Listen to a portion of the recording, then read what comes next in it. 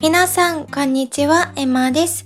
このポッドキャストでは優しい日本語でいろいろなトピックについてお話ししています。皆さん、今日もいかがお過ごしですか？今日のポッドキャストでは日本の春の食べ物についてお話ししていきます。もうね、4月も終わってしまうっていうことで、ちょっと今更感があるというか、遅かったかなって思うんですけど、まあでもその方が私が本当に今年の春に食べたもの、美味しかったもの、そんなことについてもお話できるかなと思って、このタイミングでポッドキャストを撮ることにしました。皆さんも知ってる通り、日本はね、四季があります。四季。春、夏、秋、冬があるんですけど、最近はね、やっぱり四季が4分の1バランスよくあるわけじゃなくて、夏と冬がすごく長くて、春と秋はすごく短いんですね。でもやっぱりそうは言っても、春、夏、秋、冬、それぞれ楽しむことができる食材、食べ物、料理が日本にはたくさんあります。なので今日はね、このうちの春の食べ物についてお話ししていきます。で、日本食についてお話しするってなったら、皆さんに知っておいてほしい言葉が一つあります。これは旬っていう言葉です。さっきも言ったように日本には四季があるんですけど、その季節ごと、その時期ごと、その時によく取れる食材のことを旬の野菜とか旬の果物、そんな風に言ったりします。で、こういう食材をその旬の時期に食べると一番美味しくて栄養価も高い。栄養価も高いっていうのは栄養がたっぷり入ってるんですね。その旬の時期の食べ物は。そしてその旬の時期はたくさん作られるっていうのもあって、スーパーにたくさん並ぶので、すごく安く買うことができます。これが旬っていうものなんですね。でも日本語の旬っていう言葉にはそれ以上の深い意味が込められてます。例えばその旬の時期の食べ物を食べたり、他にもスーパーマーケットで見かけたりしたら、なんだか季節の訪れを感じることができるんですね。今年も春が来たなとか、夏が来たな、秋が来たな、そんな風に感じることができます。そしてその時期にしか味わえない食べ物も食べることができたり、とにかく美味しいからすごく幸せな気持ちになるんですね。なので、旬っていう言葉は一つ一つの季節を感じるためにとても大切な言葉なんです。で、私も旬の野菜、旬の果物をよく食べるんですけど、私が一番好きなのは秋の食材です。今日はね、春が旬の食材とか、料理について話すので、秋のことについては話さないんですけど、でも私が好きなのは、さつまいもとか、かぼちゃとか、そういうのを秋に食べると、すごく甘くて美味しいんですね。他の季節に食べるよりもすごく美味しく感じます。これが旬っていうものです。では早速今から春の食材についてお話ししますね。まず一つ目はタケノコです。タケノコ。これはね、日本の春の食べ物で何が思い浮かぶか聞かれたらすぐにタケノコって答える人がたくさんいると思うんですね。それぐらい日本では春の食材としてタケノコが大切にされてます。で、これはね、ちょっと面白い話があるんですけど、一昨年ぐらいかな。一昨年ぐらいに私の家の隣に住んでる家族のお父さんですね。隣の家のお父さんがタケノコをくれたんですね。それまで私はその人とあんまり話したことがなかったんですけど、ある時、お庭で会った時に、こんにちはっていう風に話してたら、タケノコを食べるって言われて、その時がきっかけでその人と話すようになって、本当にすごく優しくて面白い人なんですけど、その人がタケノコをくれてから毎年私の家ではタケノコを食べてます。それまで私は食べず嫌いというか、タケノコを食べたことがなかったんですね。食べたことがないのに、なんだか、いや、もう好きじゃないからいいって言って食べず嫌いをしてたんですけど、でも隣の家の人がくれたから、せっかくだから食べてみようと思って食べたら本当に美味しかったんですね。で、それから毎年その人がタケノコをくれてます。で、私の家ではタケノコをどうやって食べるかというと、いろんな楽しみ方があるんですけど、よくするのは炊き込みご飯です。炊き込みご飯。日本っていうとやっぱりお米がね、有名だと思うんですけど、お米を炊くときにタケノコも一緒に入れます。そして自分の好きな味付け、めんつゆ、醤油、お砂糖とか、自分が好きなものですね。砂糖は入れないか、入れないですね。醤油とか、みりんとかかな。そういう風に味付けをして炊きます。そしたら炊き終わった頃にはタケノコがすごく柔らかくなってて、で、タケノコの香りもふわって広がるんですね。で、この香りがもう春って感じなんです。本当に、春が来たなって思えるような香りなんですね。なので私はタケノコご飯が大好きです。普通にね、炊き込みご飯が好きっていうのもあるんですけど、その中でもタケノコの炊き込みご飯が好きです。で、この他にもおすすめの料理方法は煮物です。煮物。これはね、お鍋にタケノコを入れて、で、味付けして、くつくつ煮るんですね。そしたら炊き込みご飯と同じくらい柔らかくなります。で、私はこれを冷めてから食べるのが好きなんですね。基本的に私は何でも冷たい食べ物が好きで、スープとかも冷製スープとか、パスタも冷製パスタとか、ご飯も冷やご飯、そういうのがすごく好きなんですけど、同じようにこういう煮物も冷ましてから食べます。そしたら味が染み込んでて本当に美味しいんですね。で、こういう煮物って本当にご飯が進むんです。お米が進む。どんどん食べちゃうんです。なのでね、この時期になると私はどんどん太ってしまうんですけど、でもそれぐらい美味しくて美味しくてやめられない食べ物です。じゃあ次の食材に行きますね。次は春キャベツです。春キャベツ。キャベツ自体は年中食べることができて、すごく人気な食材なんですね。私も毎日のようにキャベツは食べるんですけど、その中でも春キャベツが断然好きなんです。春キャベツは普通のキャベツよりも甘いんですね。普通のキャベツは、甘いんだけど、そこまで甘くない。普通にキャベツの味。でも、春キャベツはそれよりもすごく甘くて柔らかいです。普通のキャベツはちょっと硬いので、生のサラダとしてキャベツを食べるっていうのをあんまりしないんですけど、私は。でも、春キャベツになったら、サラダとして食べるのが一番美味しいんですね。で、私はいつもスーパーマーケットに行ったら、とにかくなんかキャベツとか重くて大きいもの、お得だなって思って、買うことが多かったんですけど、昨日 Google で美味しい春キャベツの選び方を調べてたら、そういう重いものじゃなくて、軽いものがいいみたいです。軽くて葉がふわって巻かれてるもの、葉っぱがふわって巻かれてるもの、これが美味しい春キャベツの選び方みたいです。で、さっきも言ったように春キャベツはサラダとして食べることが多くて、普通のキャベツは炒め物とか煮物とか、お好み焼きとか、とにかく火を通す料理ですね。そういうのが人気です。なので、もし今日本に住んでいる人は、ぜひ春キャベツを食べてほしいなと思います。この春キャベツは私の中で一番好きな野菜です。2番目です。ごめんなさい。1番はブロッコリー、2番目が春キャベツです。それぐらい好きなものなので、ぜひ食べてみてください。で、次、3つ目が新玉ねぎです。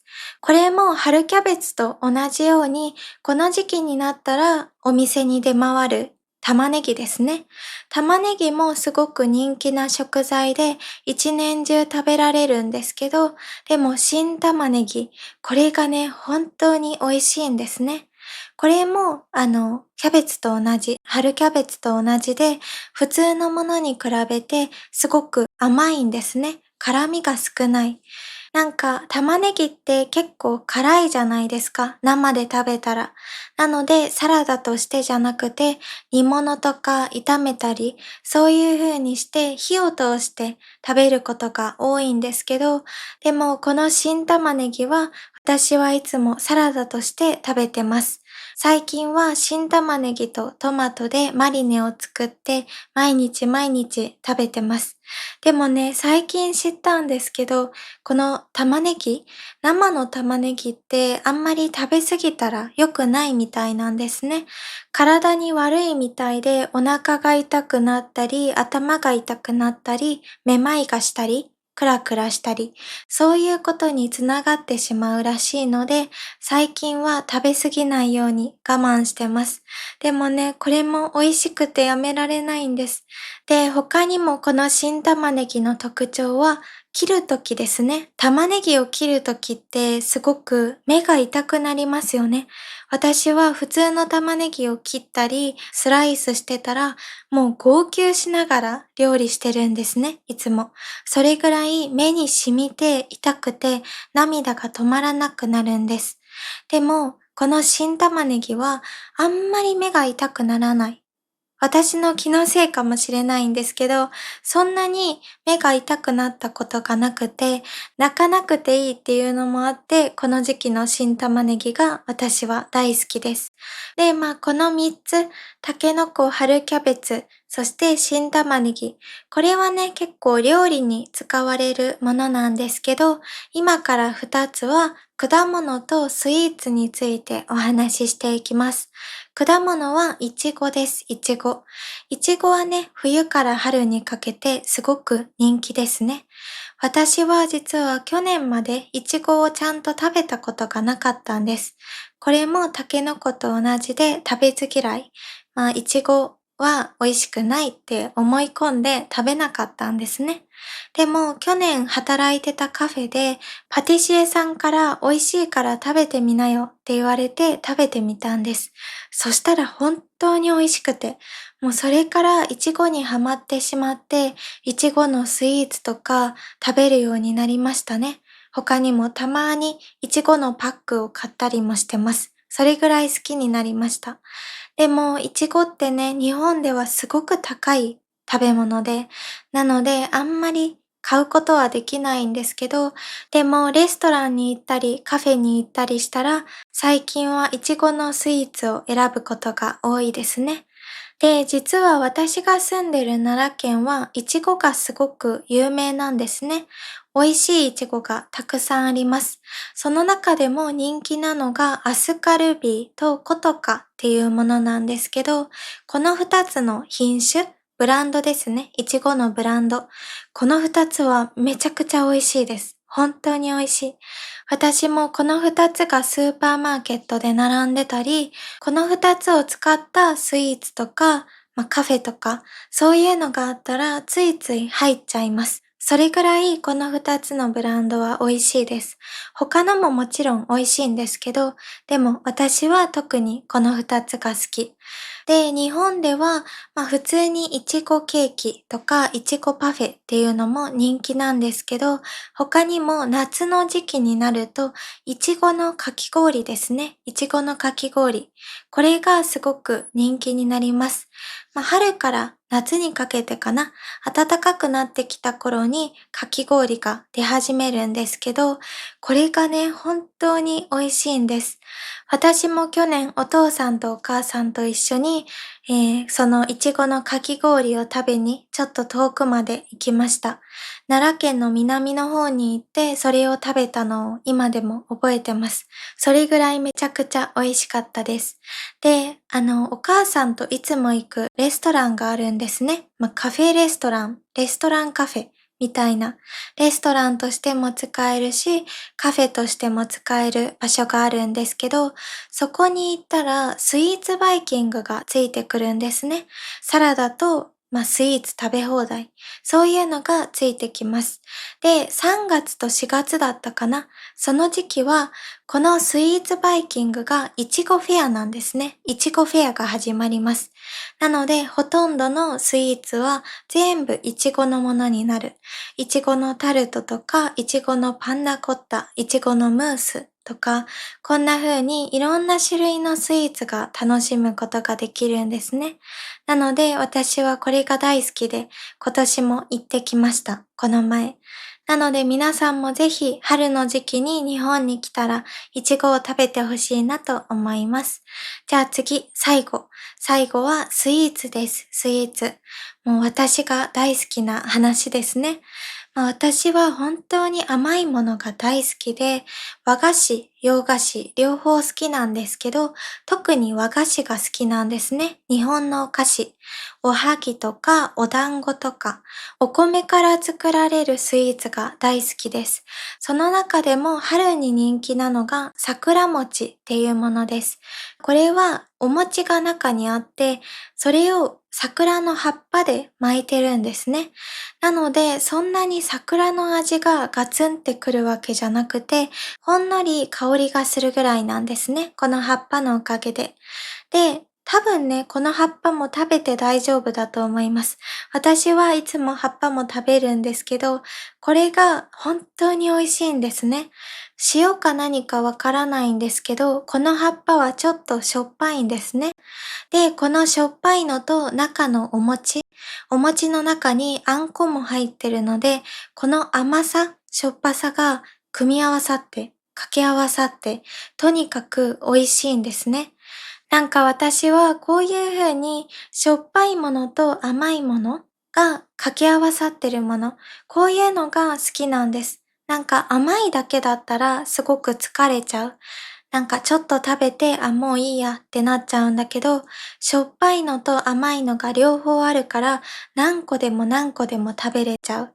それぐらい好きなものです。で、桜餅って聞いたらやっぱり桜っていうイメージがあるから、桜の味を想像すると思うんですけど、本当にそんなことはないんですね。実は私は桜味のスイーツがすっごく苦手なんですね。桜のケーキ、桜のモンブラン、桜味の何々とか、他にも、今年、スターバックスで桜のラテ飲んだんですけど、ちょっとね、私には合わなかったです。本当に桜の味がする。結構甘くて、お花っていう感じがするのが苦手なんですね。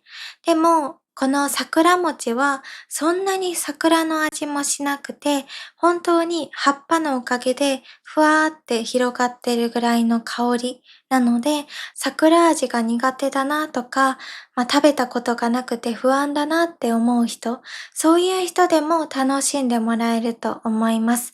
なので、ぜひ日本に来た時は桜餅を食べてみてください。見た目もすごく可愛いです。ピンク色でついつい写真を撮りたくなるような見た目をしてるので、皆さんにも楽しんでもらえると思います。